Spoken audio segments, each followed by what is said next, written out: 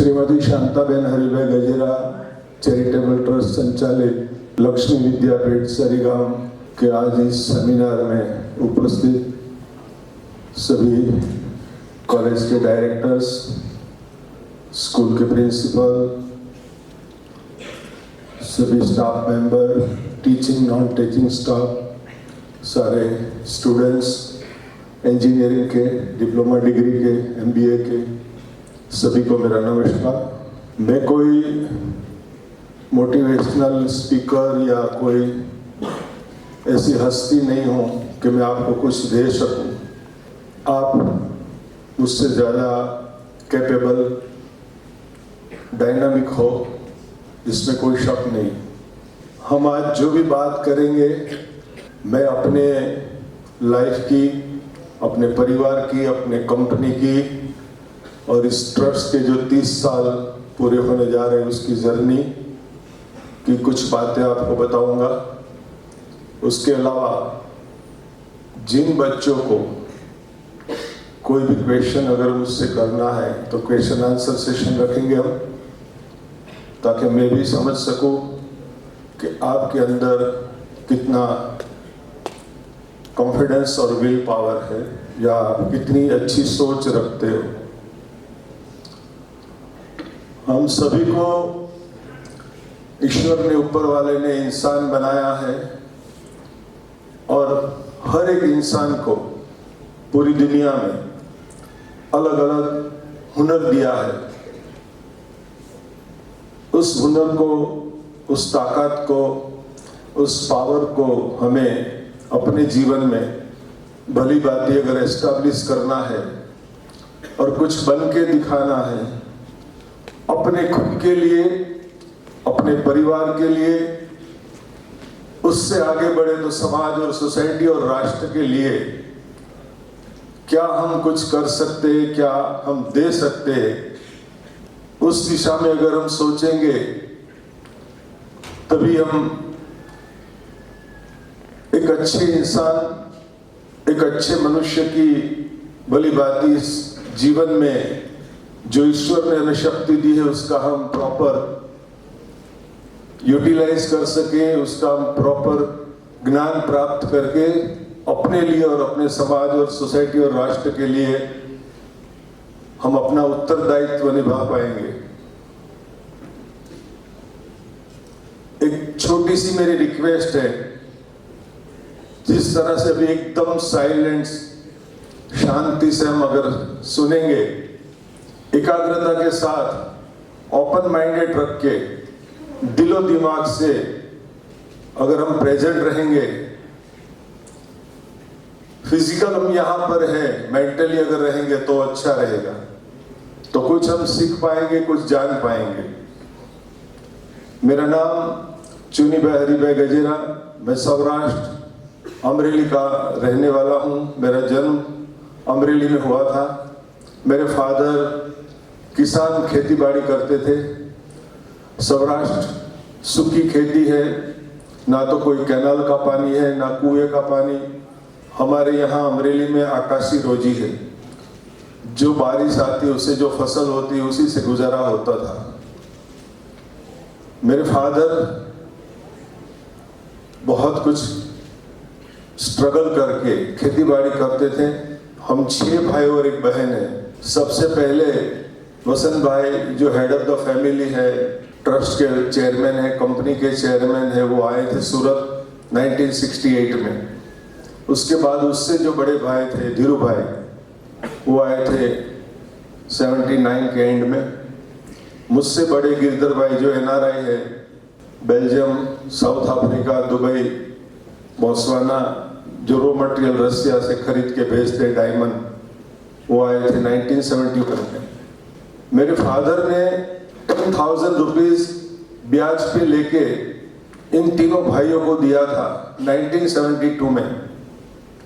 आज ये 2022 खत्म होने को है। वो 10,000 की पूंजी से तीनों भाइयों ने किराए के रूप में सूरत के अंदर छोटा सा जॉब वर्क शुरू किया था, जैसे हम अभी स्टार्टअप बोलते हैं। वो मजदूरी का काम करते थे।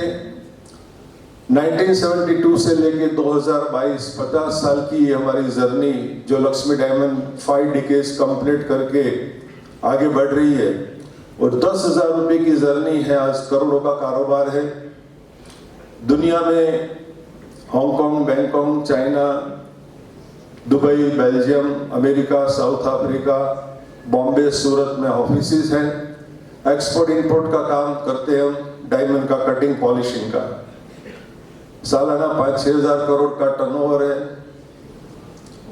उसके अलावा ये ट्रस्ट जो हमने बनाया 1993 में मेरे मदर के नाम का, छोटी छोटी प्रवृत्ति करते थे, काम करते थे, और 95-96 में स्कूल और कॉलेजेस शुरू करने का सोचा, और 97 में सौराष्ट्र अमरेली, 98 में सूरत में कतारगाम में स्कूल शुरू की, और आज 25 साल एजुकेशन फील्ड में हम काम कर रहे हैं। मेरे नेटिव प्लेस सौराष्ट्र से लेके सरीगाम तक, सूरत, कुल मिला के 54,000 स्टूडेंट्स को हम एजुकेशन प्रोवाइड करते हैं। नो डिपॉजिट, नो डोनेशन में अच्छा एजुकेशन कैसे उसको हम मुहैया करा सके, प्राप्त हो, इस दिशा में मैं और वसन भाई काम करते हैं। किसी भी समाज की कोई भी लेडी डिवोर्सी या विधवा है तो उनके बच्चों को 50% स्कूल में हम डिस्काउंट फीस में देते हैं।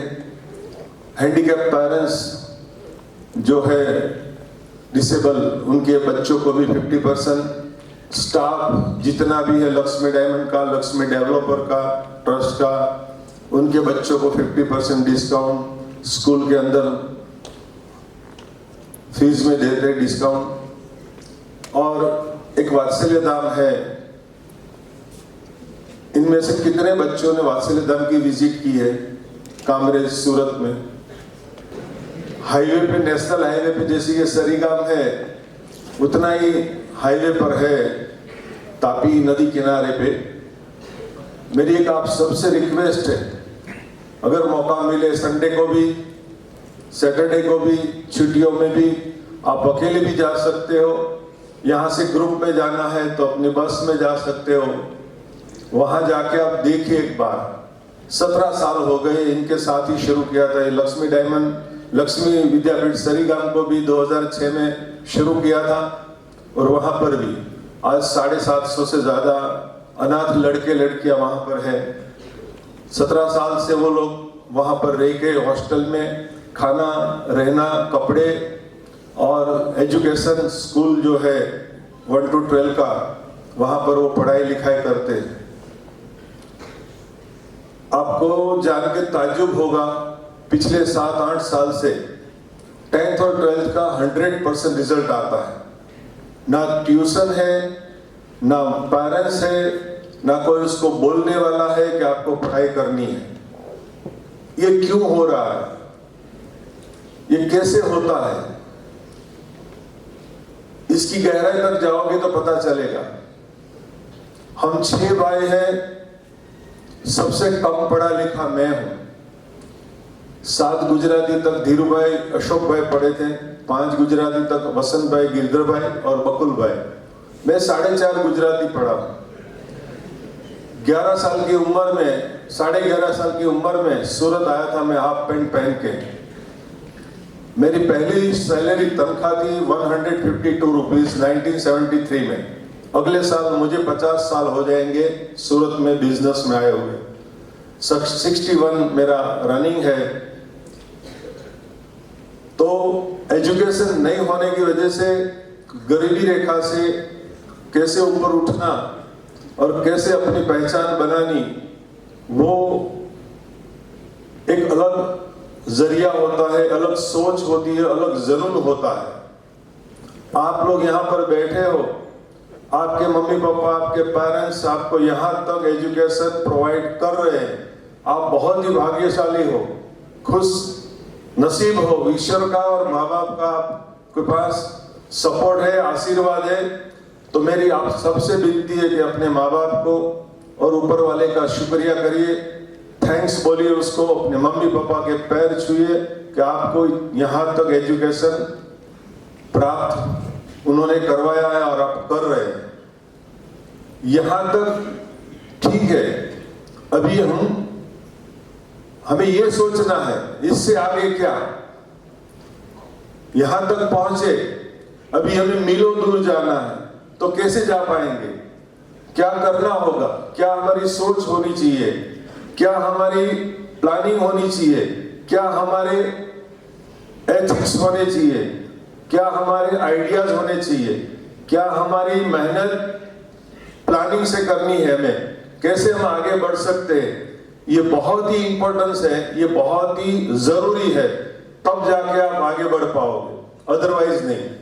क्योंकि आपको मिला है, मैंने इसलिए बोला कि आप वात्सल्य धाम जाओ, उन बच्चों को नहीं मिल रहा है, ना तो मम्मी है, ना पापा है, ना कुछ है। मैं और वसंत भाई वहां ऐसे ही बच्चों को स्पीच देते हैं, समझाते हैं। एवरी संडे वसंत भाई वहां जाते हैं और उन बच्चों को कतारगाम के स्कूल के टीचर्स जाके एक्स्ट्रा एजुकेशन प्रोवाइड करते हैं, वो मेहनत करते हैं। आश्रमशाला जैसा है, वहां अलग अलग कमेटियां बनाई है बच्चों ने अपने आप खुद। एक कमेटी एक हफ्ता तक सफाई का काम करेगी, वही कमेटी दूसरे हफ्ते में किचन में काम करेगी, वही कमेटी तीसरे हफ्ते में खेती बाड़ी का काम करेगी, वही कमेटी चौथे हफ्ते में किचन में झाड़ू पोछा और बर्तन मांजेगी। उस हिसाब से उन्होंने प्लानिंग की है। 2 मंदिर बनाए, जैसे यहाँ पर एक मंदिर है महादेव का और माता जी का, सुबह शाम आरती होती है, नदी किनारे पे है, 40 एकड़ में फैला हुआ है, ये जैसे 102 एकड़ में है वैसे। उनको पता है कि हमारा कोई नहीं है, हमें कुछ करना है, इसलिए वो 100% रिजल्ट ला पा रहे हैं। आप लोगों को सबको पता है, मम्मी है, पापा है, फैमिली है, पैसे है, फैसिलिटीज है, स्कूल में थे, कॉलेज में आए, डिग्री मिल जाएगी, अच्छी नौकरी मिल जाएगी, जल्द से मजे करो। ये लाइफ नहीं है, ये जिंदगी नहीं है।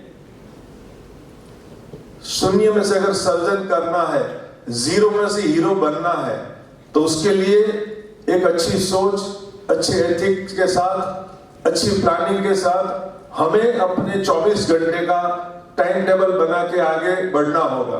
तब जाके हम आगे बढ़ पाएंगे और कुछ हासिल कर पाएंगे। उसके लिए अंदर से भूख जगानी होगी, अंदर से हमें अपने आप को स्ट्रॉन्ग करना पड़ेगा, तब जाके होगा, अदरवाइज नहीं होगा। बुकिश नॉलेज जो है वो आपको एक सिस्टम चलाने के लिए काम आता है। सॉफ्टवेयर चलाना है या पढ़ना है, लिखना है या बात करनी है, वो उस जरिए में काम आता है। मगर हमारा आंतरिक जो है ज्ञान और हमारा जो विल पावर, आत्मविश्वास, वही हमें मंजिल तक ले जाता है।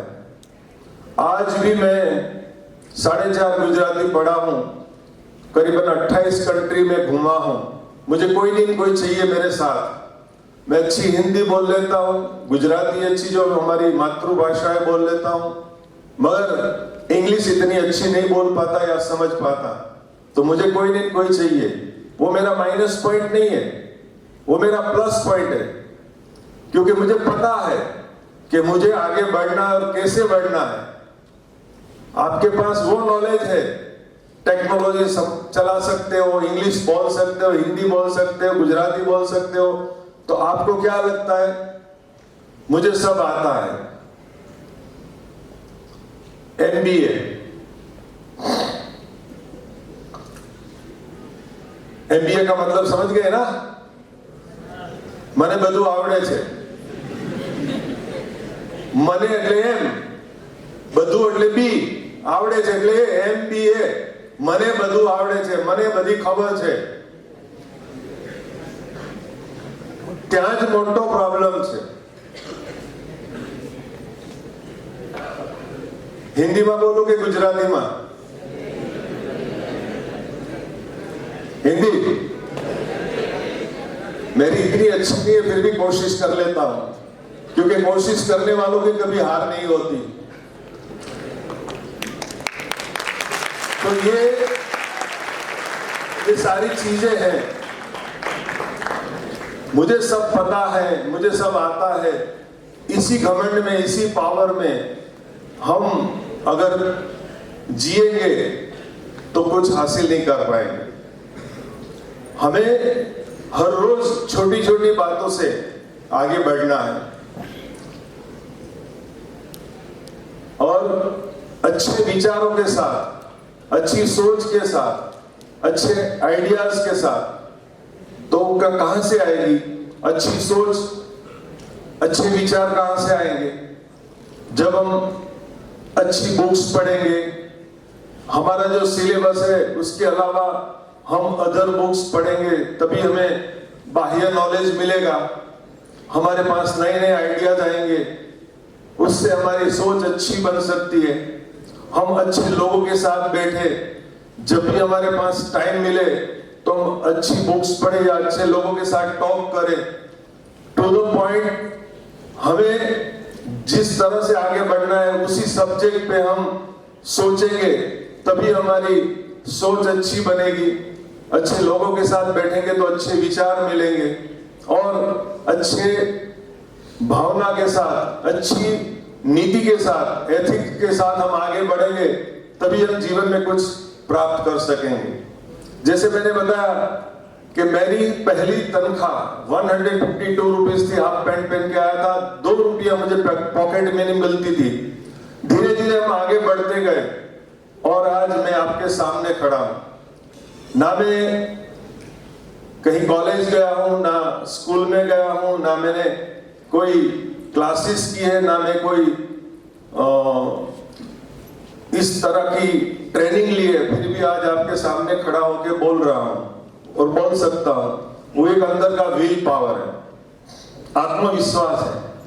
मैं कितने भी लोगों के सामने बोल सकता हूं और कोई भी टॉपिक पे बोल सकता हूं। इंसानियत, एजुकेशन, पर्यावरण, राष्ट्र प्रेम, कुरिवाज, अंधश्रद्धा, टेक्नोलॉजी का मुझे इतना नॉलेज नहीं है, फिर भी उसके बारे में भी मैं सोच सकता हूं।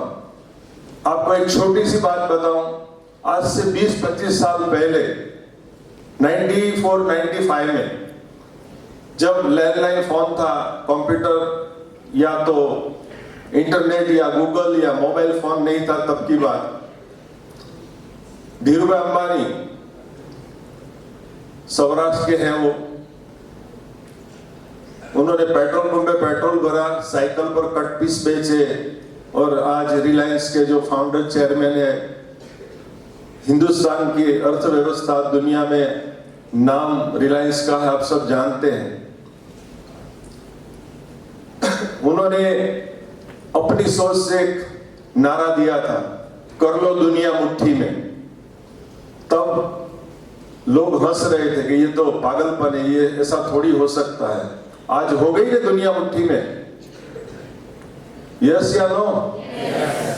मोबाइल के अंदर पूरा डेटा आ गया पूरी दुनिया का, तो दुनिया मुट्ठी में हो गई।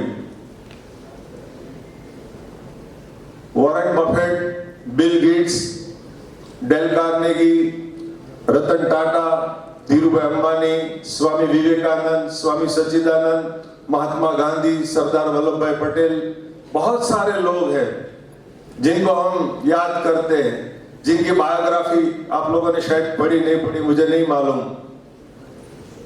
उससे पता चलता है कि उन लोगों ने कितना स्ट्रगल किया, कितनी मेहनत की, कितना विल पावर और आत्मविश्वास से आगे बढ़े, तब जाके वो दुनिया को कुछ दे गए। हमारे राष्ट्रपति APJ Abdul Kalam, missile man, कितने बच्चों ने उसकी बायोग्राफी पढ़ी है? हाथ उठाओ, एक भी हाथ नहीं ऊपर आ रहा। आपके पास टाइम नहीं है ना, टिकटॉक देखना है, फनी वीडियो बनाना है, गप्पे मारने, जलसे करने, पिक्चर मूवी देखनी है, वड़ा पाव खाना है, घूमने जाना है, टाइम ही कहाँ है? कॉलेज में, ट्यूशन में होमवर्क करना है घर पे, फिर भी 8 घंटा बचता है, 16 में से 8 निकालो तो 2-3 घंटा आपका रूटीन काम, फिर भी 4-5 घंटे बचते। घर का काम है, दूसरा काम है छोटा मोटा, मम्मी पापा का काम है, कारोबार में हाथ बटाना है, घर में हाथ बटाना है, फिर भी एक